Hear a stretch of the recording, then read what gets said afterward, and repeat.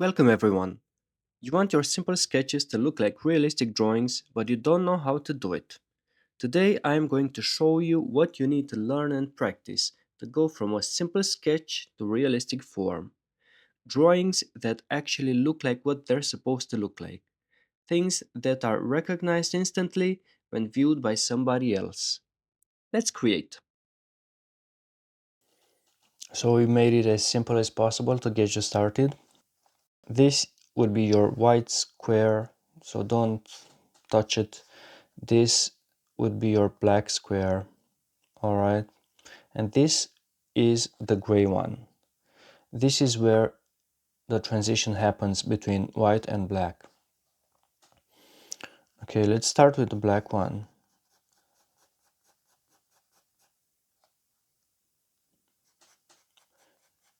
Just shade it nicely and smoothly, as smooth as you can. To shade it smoothly, your lines need to be very close to each other. Now remember, I'm using lines because it's a bit more simple, I guess, but you can use any other method. Like for example, you could use circles, like so, right?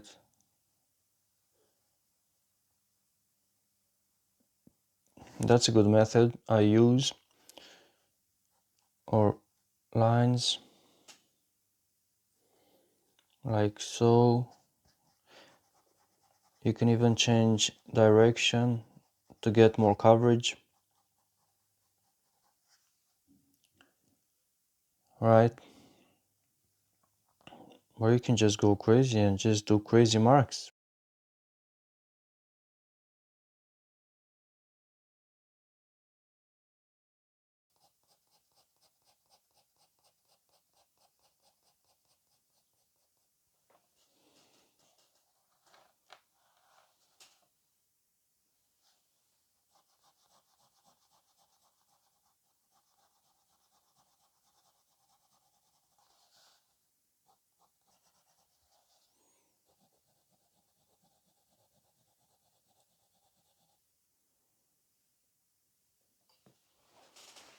This is dark enough. So this is your white square.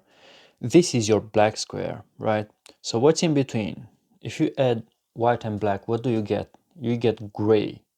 So let's make a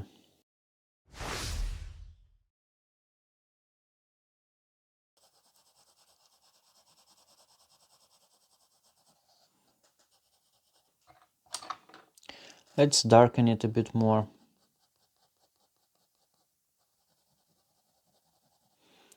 Yeah, something like that. So this is the simplest value scale you can ever create.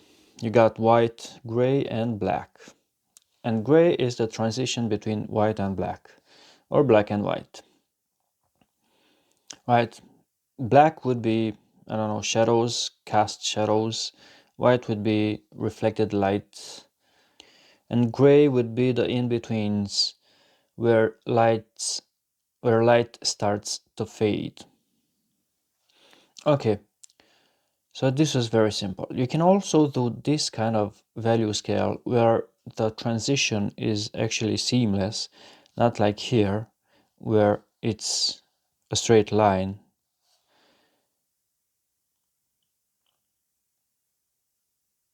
Where it's segmented. So let me show you that. Okay, so we have the same three squares. This will stay white, this goes to black. I'll try to make the transition seamless. Right, so I'm going over this line now.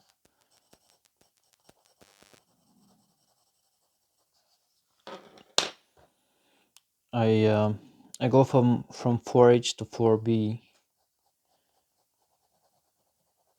I'm making sure not to press too hard because then I will burnish the paper and the paper won't be able to take any more graphite. So don't press too hard.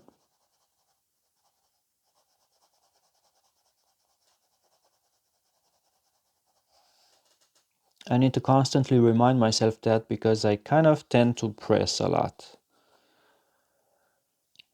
especially when I try to go fast. So don't do that. Okay, moving on to 6B. I should probably sharpen the pencil,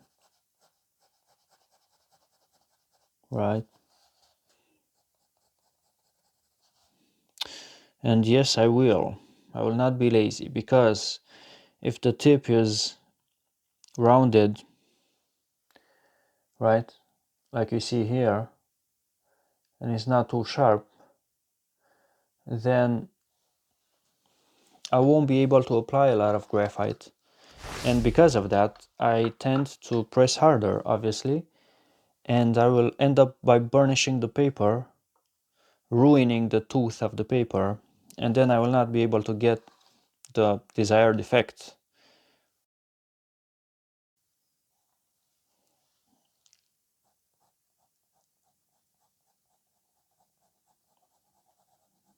Yeah, okay, we'll leave it at that.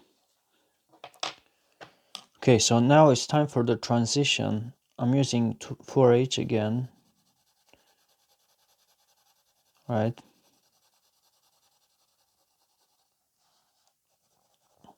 So the black is supposed to fade into the gray.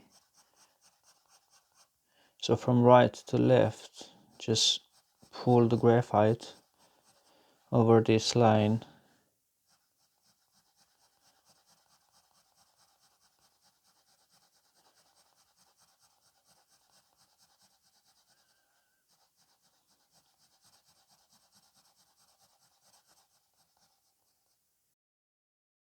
Okay, I'm gonna use 2H, no, not 2B, sorry.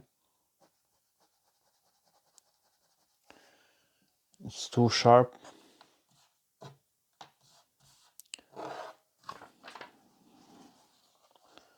I'm gonna dull it a bit, just a bit. It's too sharp. It's almost cutting into the paper.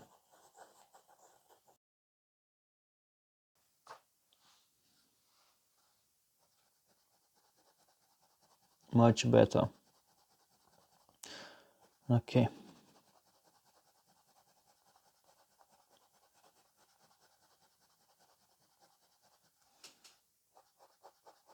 So as I go from right to left, I press harder. So I press I press harder here, right, and not so hard here, because it is supposed to smooth out. To it's supposed to blend into the white. So try to do that. I'm pressing harder here and not so hard here.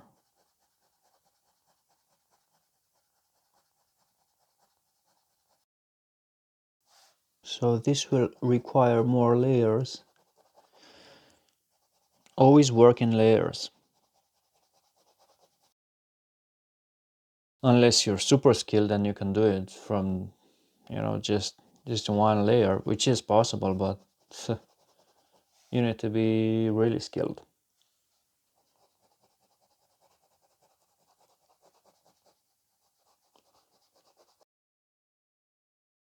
So if you're not there, don't try it yet. Alright, so I guess you can already see what I was saying, right? Instead of getting this harsh vertical line in between the segments, the black and gray, you get a smooth blending from black to gray. So this is supposed to be total white. I'll try to get this into here.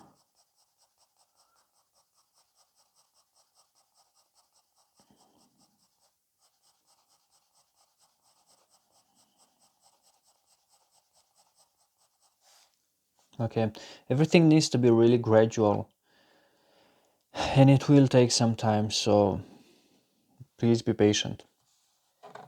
Otherwise, you're not going to get the desired effect. I think it was better to do it like this.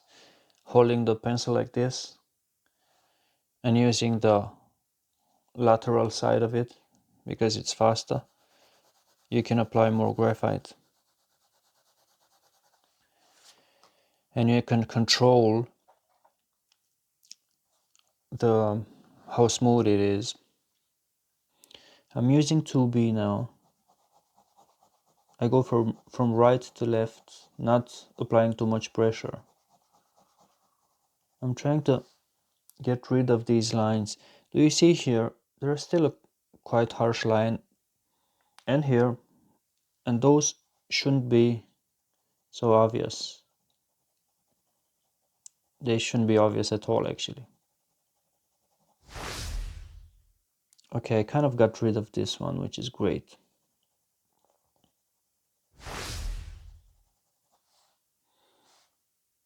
Yeah, much better. Now I have to get rid of this other one.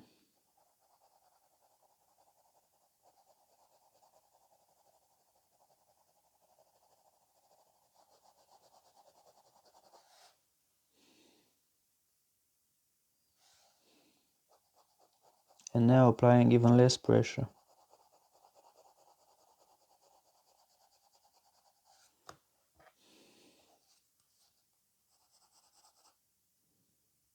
For H. I'm going slightly into the white square.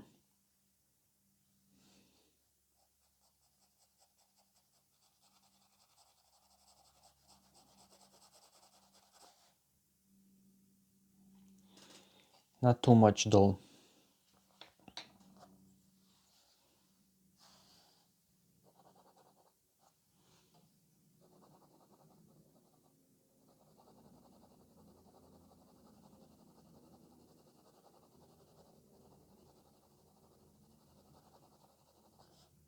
When shading, you can just use pencils, or you could smooth it even more with just a brush or a Q-tip or some toilet paper or this one, a tortillon, a blending stump. But don't press too hard.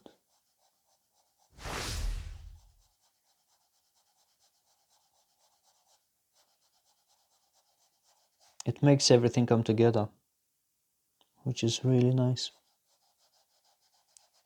And don't go into the white area. I'm really gently pressing.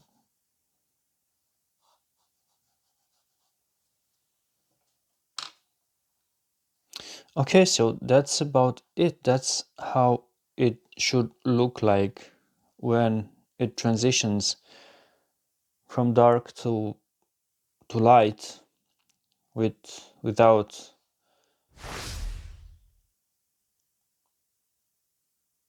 All right, let's try to make a 5 square value scale.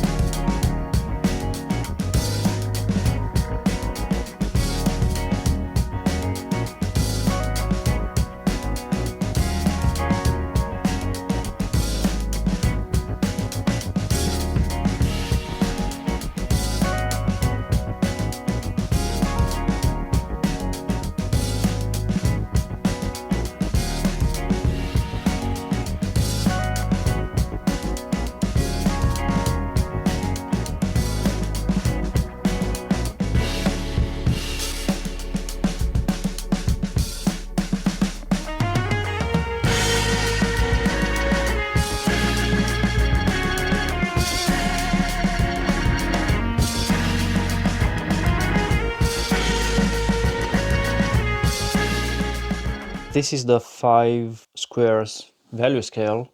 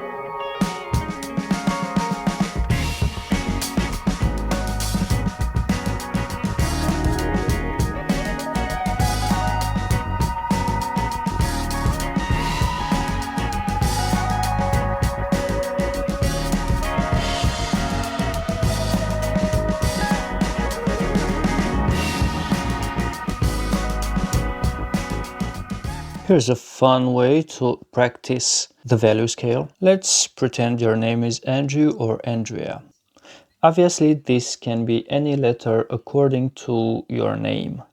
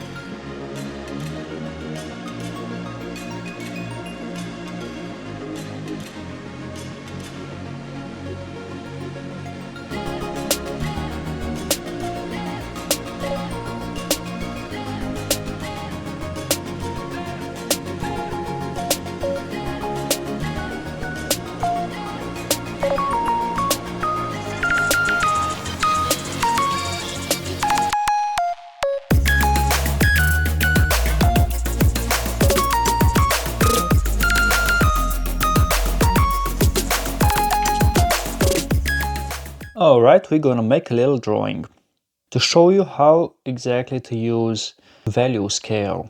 This was layer 1. These are mountains, this is the sun, it's a sunset landscape. Because the light of the sun is not so strong anymore, on the top part of the drawing, obviously less light gets there, so it's going to be darker. I'm going to apply the second layer now.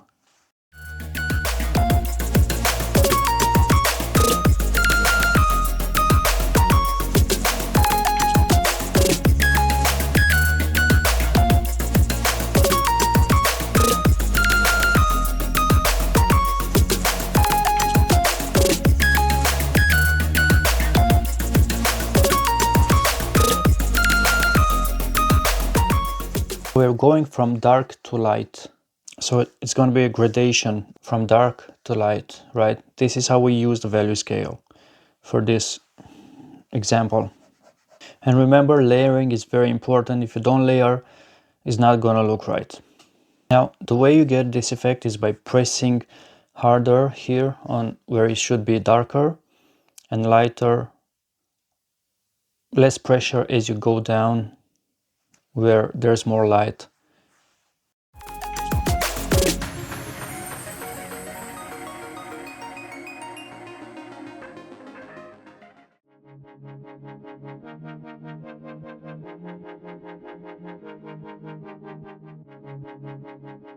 And now this row of mountains, this one being the closest, will be the darkest. I'm making little circles, trying to give it a bit of texture.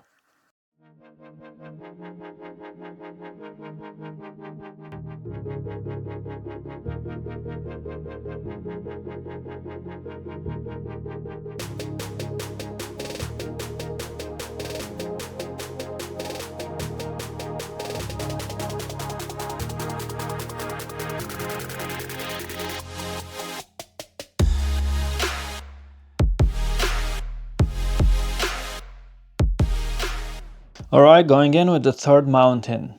The third value for this other, more distant mountain.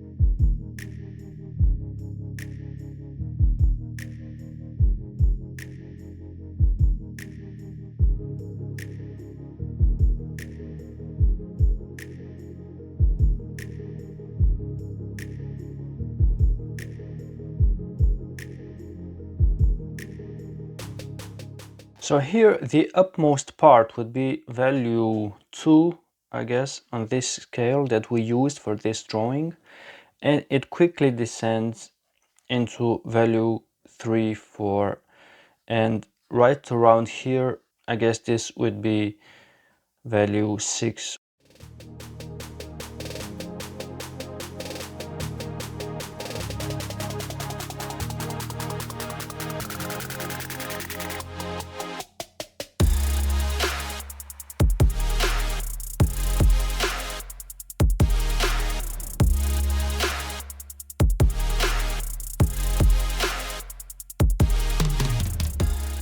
So by using value scale, I created this drawing of a sunset.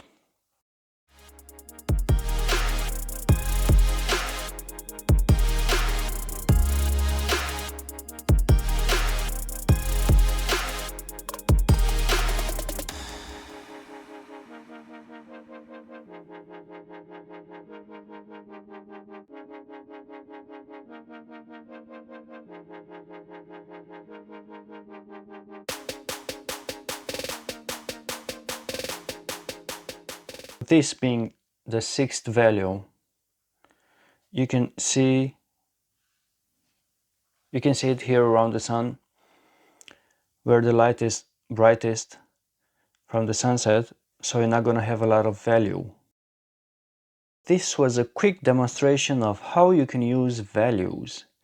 So now that you know how to go from light to shadow and so create realistic form, watch this video of me drawing a mug to see exactly how I do it. If you found any value in my value scale video, please subscribe and like. Thanks for watching.